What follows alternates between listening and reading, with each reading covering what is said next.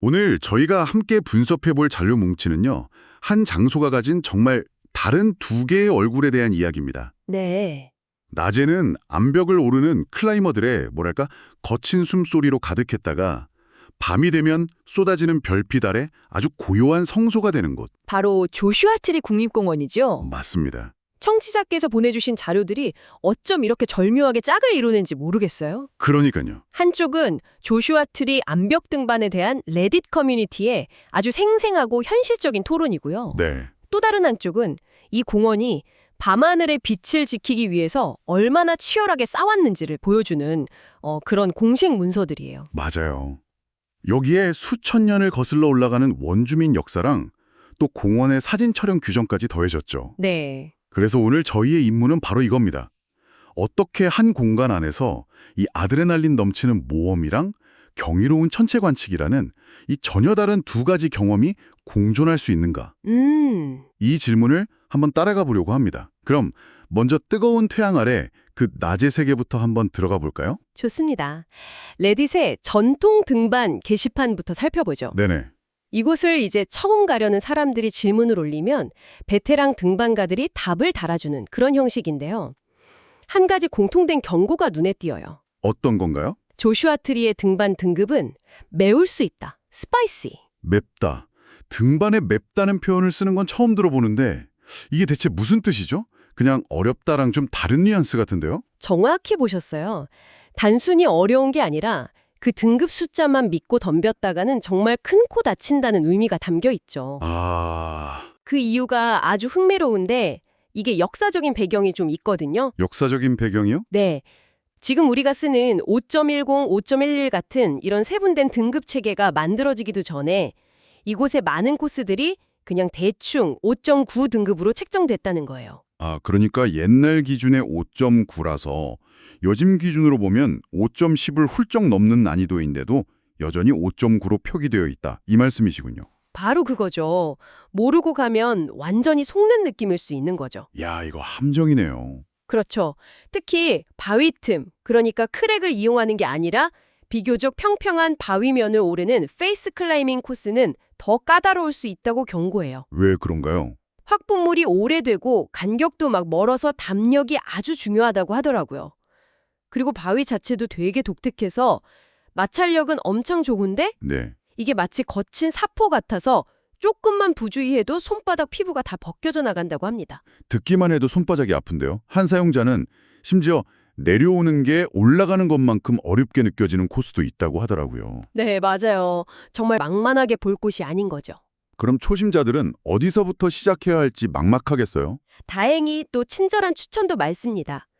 데어리 퀸 월이라는 곳이 여러 번 언급되는데요. 데어리 퀸월이요? 네, 비교적 쉬운 5.7 등급 코스 여러 개가 나란히 붙어 있어서 첫날 몸풀기 장소로 거의 완벽하다고 해요. 좋네요. 그리고 또 아침 햇살을 바로 받는 곳이라서 쌀쌀한 사막의 아침에 등반하기 좋다는 아주 실용적인 팁도 있고요. 어느 정도 몸이 풀리면 좀 유명한 코스들에 도전해보고 싶어질 텐데요. 자료에 보니까 세일 어웨이나 일루전 드웰러 같은 이름들이 나오더라고요. 네, 유명한 코스들이죠. 그런데 유독 더블 크로스라는 코스를 두고 논쟁이 있다는 이야기가 있어서 궁금했어요.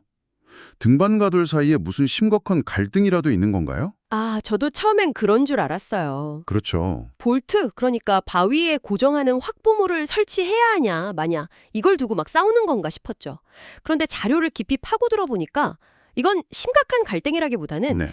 등반 커뮤니티에 아주 오래된 밈 같은 거였습니다. 밈이요?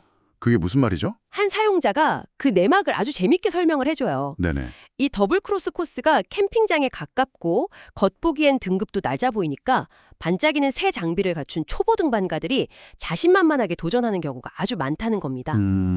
하지만 실제로는 손이나 발을 바위 틈에 끼어서 비틀면서 몸을 끌어올리는 소위 옛날 방식의 재민 기술이 없으면 오르기 힘든 곳이거든요. 아하, 기술 없이 장비만 믿고 덤볐다가 중간에 끼어서 오도 가도 못하는 그런 사고가 자주 일어나는 거군요. 바로 그거죠.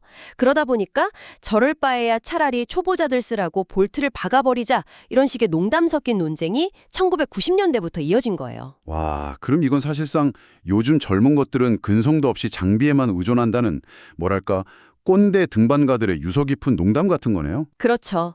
실제로는 볼트가 설치되거나 제거된 적은 단 한 번도 없고요. 이런 내부 문화를 모르면 정말 심각하게 오해할 수도 있겠어요. 그래서 다들 이구동성으로 제대로 된 가이드북을 꼭 사라고 추천하는 거고요. 맞아요. 특히 노매드 벤처스라는 가게에서 파는 찰리 윙어 부부가 쓴 조슈아 트리 전통 등반 가이드를 아주 강력하게 추천하더라고요. 네, 맞습니다.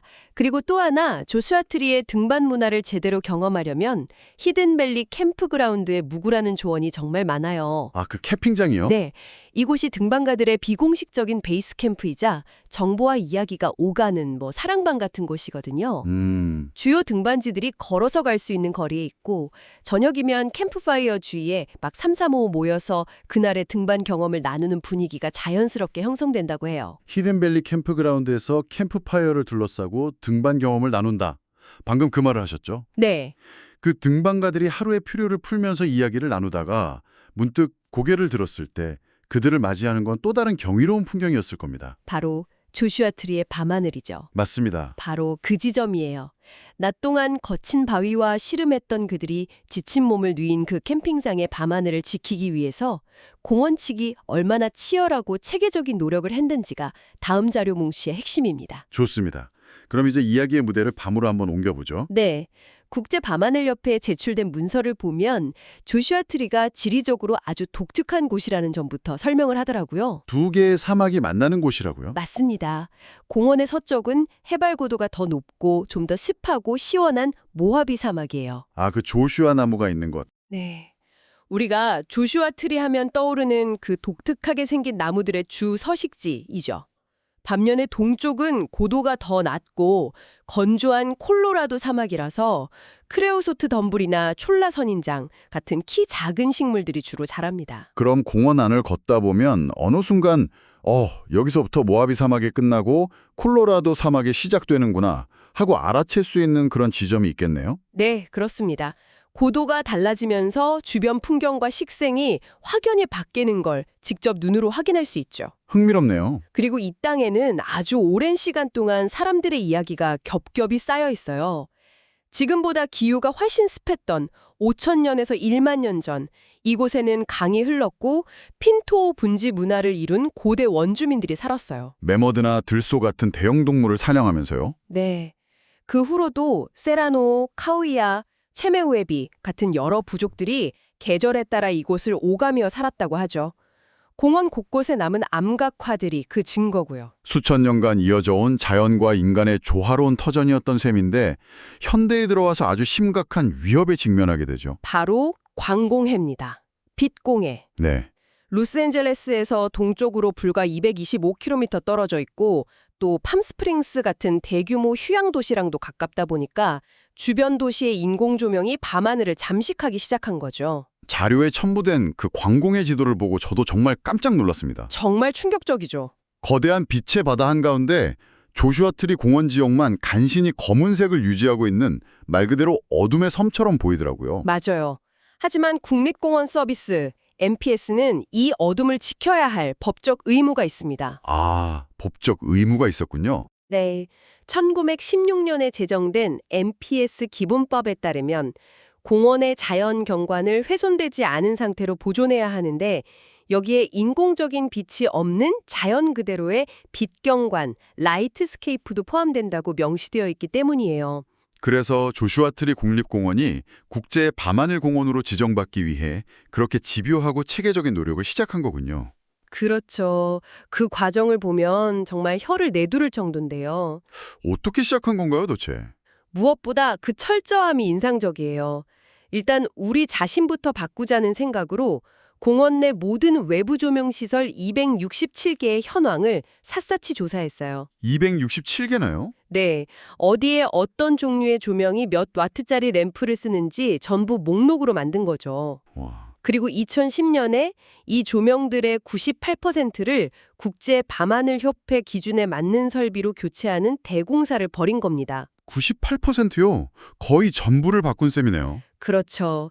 핵심은 빛이 위로 새어나가지 않고 꼭 필요한 바닥만 비추도록 완전히 가려진 풀리 실디드한 설비를 사용하는 것이었고요. 네.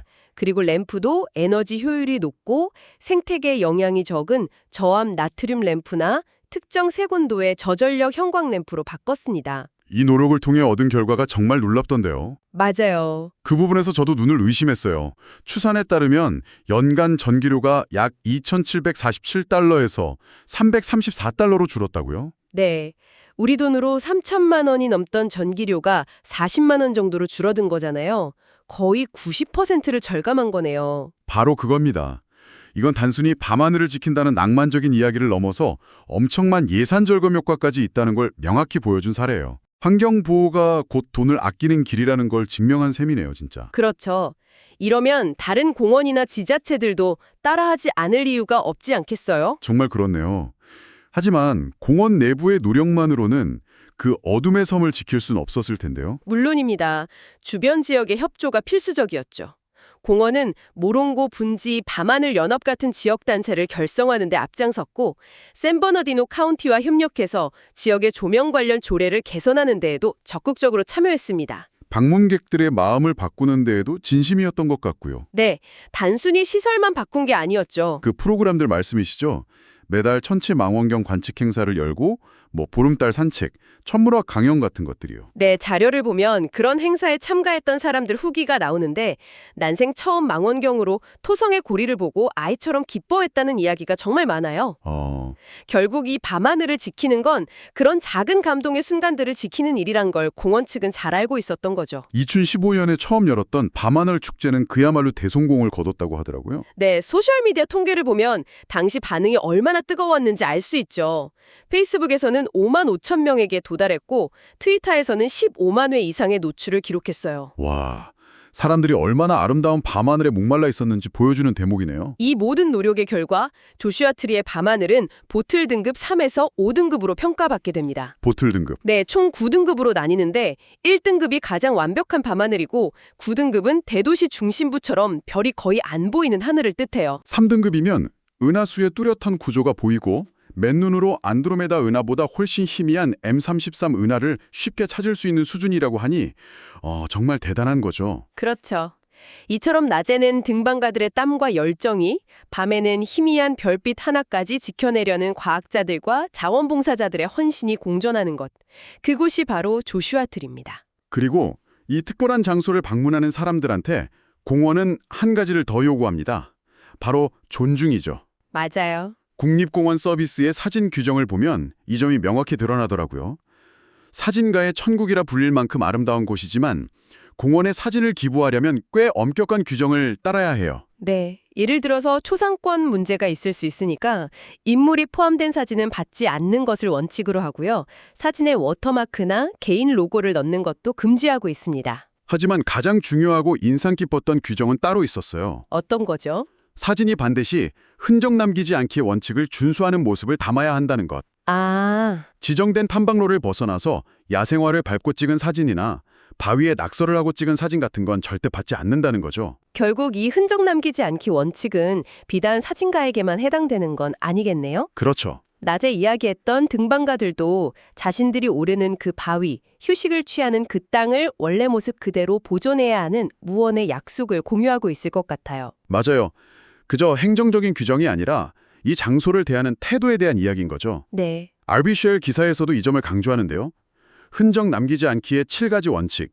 예를 들어 지정된 구역에서만 야영하고 가져온 쓰레기는 남김없이 되가져가는 그런 행동들이요. 세기 동안 이 땅을 지켜온 원주민들의 관리 정신을 이어받는 행위와 같다고 말합니다. 결국 오늘 우리가 살펴본 두 세계, 그러니까 거친 자연에 도전하는 모험가들의 세계와 그 자연의 원초적인 모습을 지키려는 보존의 세계는 서로 다른 것처럼 보이지만 네. 사실은 깊이 연결되어 있는 거네요. 그 둘을 잇는 핵심 가치가 바로 이 존중인 셈이고요. 오늘 우리는 조슈아 트리 국립공원의 낮과 밤을 오가며 그 안에 담긴 두 개의 세계를 탐험했습니다. 하나는 자신의 한계에 도전하는 인간의 열정으로 가득한 세계였고 다른 하나는 사라져가는 어둠을 지키기 위해 모두가 힘을 합치는 연대와 헌신의 세계였습니다. 이 두 세계가 서로를 밀어내는 대신 자연에 대한 존중이라는 공통분모 위에서 공존하고 있다는 사실이 참 인상 깊네요. 조슈아 트리처럼 비교적 외딴 곳조차도 본래의 어둠과 자연을 지키기 위해서 이렇게 엄청난 노력을 기울여야 한다는 사실은 우리가 사는 도시의 환경에 대해서 많은 것을 생각하게 합니다. 그래서 마지막으로 청취자께 이런 질문을 던져보고 싶습니다. 혹시 지금 당신이 살고 있는 곳의 밤하늘은 어떤가요? 마지막으로 집마당이나 아파트 베란다에서 은하수를 본 것이 언제였는지, 그리고 우리가 잃어버린 그 밤하늘의 조각들을 되찾기 위해 우리 동네에서는 무엇을 시작해 볼 수 있을지 함께 고민해보는 마치 것은 어떨까요? 다른 세상에 온 것 같은 곳, 바로 조슈아 트리 국립공원입니다. 이곳은요, 그냥 사막이 아니에요. 뭐랄까, 초현실적인 아름다움과 거친 생명력이 함께 숨쉬는 곳이죠. 사실은 두 개의 완전히 다른 세계가 쾅 하고 부딪히는 그런 경계선 같은 곳이랍니다. 지금 보시는 이 풍경 정말 독특하죠? 막 뒤틀린 나무들하고 저 거대한 바위더미들 좀 보세요. 진짜 다른 행성에 와 있는 것 같지 않나요? 여기가 바로 조슈아 트리입니다. 이 모든 건요, 수천 년 동안 강한 바람이랑 또 가끔은 엄청난 폭우가 깎고 다듬어서 만들어낸 뭐랄까 자연의 예술 작품이라고 할 수 있겠네요. 아니 근데 어떻게 이런 독특한 풍경이 만들어졌을까요? 그 비밀이 정말 궁금하시죠? 답은 바로 여기에 있습니다. 이 공원 안에서 완전히 성격이 다른 두 개의 사막 생태계가 딱 마주치기 때문이에요. 자, 그러니까 이 공원의 매력은 바로 이 충돌에서 나오는 거예요. 한쪽은 고도가 높은 모하비 사막인데 여긴 좀 더 시원하고 습해서 우리가 아는 그 유명한 조슈아 트리가 자라기에 딱 좋은 환경이죠. 그런데 다른 한쪽은 저지대인 콜로라도 사막이에요. 여기는 훨씬 덥고 건조해서 크레오소트 덤불이나 촐라 선인장 같은 식물들이 주로 자랍니다. 이 두 세계가 여기서 만나니까 정말 독특하고 풍부한 생태계가 만들어지는 거죠. 이렇게 겉보기에는 척박해 보이는데 여기에 얼마나 다양한 생명체들이 사는지 아시면 깜짝 놀라실 거예요. 새만 해도 250종이 넘고요. 포유류는 57종, 파충류도 46종이나 이곳을 터전으로 삼고 있어요. 겉모습만 보고 판단하면 절대 안 되는 거죠. 여긴 정말 생명이 넘치는 왕국이라니까요. 자, 그럼 이제 자연 이야기에서 이 공원의 아주 깊은 인유 역사 이야기로 한번 넘어가 볼까요? 많은 사람들이 그냥 텅 빈 황무지라고 생각할 수도 있는데 전혀 그렇지 않았습니다. 이 땅의 인류 역사는요, 우리가 상상하는 것보다 훨씬 더 깊어요. 무려 10,000년 전이에요. 10,000년 전. 그때는 지금은 사라진 강이 흘렀는데 그 강가에서 고대 핀토분지 사람들이 사냥을 하면서 살았다고 해요. 그 후로도 여러 원주민 부족들이 계절을 따라서 이동하면서 이 사막에서 살아남는 지혜를 터득했죠. 그들의 이야기는 지금도 바위에 남겨진 그림이나 유물들을 통해서 우리에게 계속 말을 걸어오고 있는 것 같아요. 그런데 이렇게 특별한 땅이 어떻게 국립공원으로 지정될 수 있었을까요? 그 이야기 뒤에는요, 정말 사막을 뜨겁게 사랑했던 한 여성의 끈질긴 노력이 숨어 있습니다. 바로 미네르바 해밀턴 호이트라는 분이에요. 당시 사람들이 사막 식물들을 마구잡이로 파괴하는 걸 보고 도저히 가만히 있을 수가 없었던 거죠. 그래서 국제단체까지 만들고 정치인들한테 사막이 이렇게 아름다운 곳이다 하고 보여주려고 멋진 사진들을 적극적으로 활용했어요. 결국 그녀의 열정이 프랭클린 루스벨트 대통령의 마음까지 움직여서 1936년에 조슈아 트리가 국립기념물로 딱 지정된 겁니다.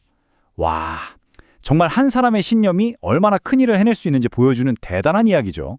바로 그 호이트 여사의 열정 덕분에 우리가 오늘날 이 멋진 풍경을 만끽할 수 있게 된 거죠.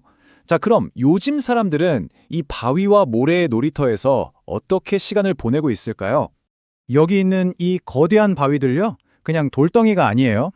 물론 하이킹하거나 사진 찍기에도 정말 좋지만 여기엔 전 세계 암벽 등반가들에게는 거의 성지나 다름없는 곳입니다. 매년 수많은 클라이머들이 오로지 이 바위를 타기 위해서 정말 전 세계에서 몰려든다고 해요. 그래서 등반가들 사이에서는 이런 말이 돈대요. 조슈아 트리의 등반 루트는 좀 스파이시할 수 있다. 스파이시하다니 이게 대체 무슨 뜻일까요? 뭔가 아는 사람들만 아는 그런 비밀 같은 느낌이죠? 네, 이게 클라이머들 사이에서 쓰는 은어인데요. 스파이시하다는 건 공식적으로 매겨진 등급보다 훨씬 더 어렵거나 위험하게 느껴진다는 뜻이에요. 왜냐하면 옛날에 등급을 매겨놔서 지금 기준으로 보면 훨씬 더 어려운 거죠. 그러니까 이 공원에서의 등반이 얼마나 짜릿하고 도전적인지 딱 알려주는 한마디라고 할 수 있겠네요. 그런데요, 조슈아 트리의 진짜 매력은 사실 해가 지고 난 뒤에 시작된다고 말하는 사람들도 많습니다. 낮과는 완전히 다른 이 공원의 두 번째 얼굴이 드러나는 시간이거든요. 도시의 불빛이 전혀 없는 이곳에 서서 하늘을 올려다보면요, 정말 말 그대로 은하수가 강물처럼 흐르는 걸 볼 수 있어요. 와, 낮에 봤던 그 풍경만큼이나 아니 어쩌면 그 이상으로 경이로운 또 다른 세계가 눈앞에 펼쳐지는 거죠. 그리고 이 밤하늘이 얼마나 대단하냐면요, 세계적으로 그 가치를 인정받았어요. 국제 밤하늘 공원으로 공식 지정까지 됐거든요. 남부 캘리포니아에서 이 정도로 완벽한 별을 볼 수 있는 곳은 정말 찾아보기 힘듭니다. 근데 이 어둠이 단지 우리 눈을 즐겁게 해주기만 하는 건 아니에요. 훨씬 더 중요한 이유가 있습니다. 바로 이곳에 사는 야행성 동물들, 예를 들면 16종이나 되는 박쥐 같은 동물들의 생존에 이 자연 그대로의 어둠이 꼭 필요하거든요. 그러니까 어둠 자체가 이 생태계의 아주 중요한 일부인 셈이죠. 자, 지금까지 자연, 역사, 그리고 밤하늘까지 정말 다양한 이야기를 나눠봤는데요. 이 모든 것들은 결국 보존이라는 하나의 주제로 모아집니다. 이 아름다운 땅을 지키는 건 바로 우리 모두의 역할이니까요. 이 소중한 곳을 지키기 위해서 우리가 꼭 기억해야 할 흔적 남기지 않기 원칙이 있어요. 어려운 게 아니에요. 내가 가져온 쓰레기는 당연히 다시 다 가져가고 정해진 길로만 다니면서 연약한 땅을 밟지 않는 거예요. 또 야생 동물들을 존중하고 눈으로만 즐기는 거죠. 이런 작지만 정말 중요한 약속 하나하나가 모여서 이 연약하고 아름다운 보물을 다음 세대에게 물려주는 큰 힘이 될 겁니다. 자, 마지막으로 이 질문을 한번 던져보고 싶어요. 이 땅은 지난 만년 동안 누군가의 집이었습니다. 그렇다면 앞으로의 만년을 위해 우리는 무엇을 해야 할까요? 이 질문에 대한 답은 아마 우리 각자의 행동 속에 있을 겁니다.